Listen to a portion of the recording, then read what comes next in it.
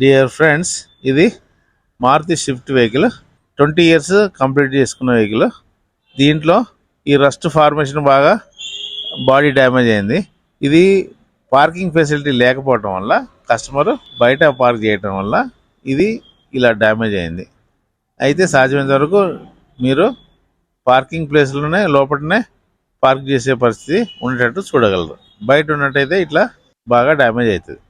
అయితే ఇక్కడ ఎక్కడెక్కడ డ్యామేజ్ ఉందో, ఎక్కడెక్కడ రస్ట్ వచ్చిందో వీటన్నిటికీ వేరే షీట్ మెటల్ తీసుకొని రీవర్క్ చేసి రీఫ్యాబ్రికేషన్ చేసి పూర్తిగా ఈ రస్ట్ వచ్చిన ప్లేస్లో వెల్డింగ్ చేస్తున్నాం. ఇందులో ముఖ్యంగా ఈ డోర్లో ఈ హ్యాండిల్ ఉన్న ప్లేస్లో డ్యామేజ్ వచ్చి రస్ట్ వచ్చింది. ఈ రస్ట్ అవడం వల్ల హ్యాండిల్ కూడా ఊడొచ్చేస్తుంది.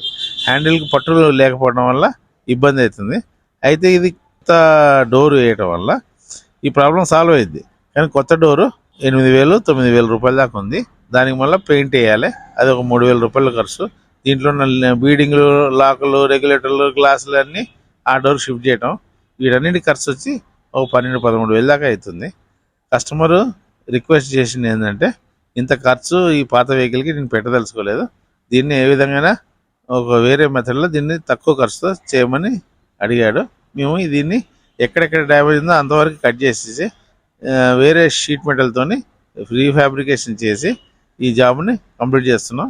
సో దట్ ఇది మనకు దగ్గర 4,000-5,000లో ఈ పని పూర్తవుతుంది.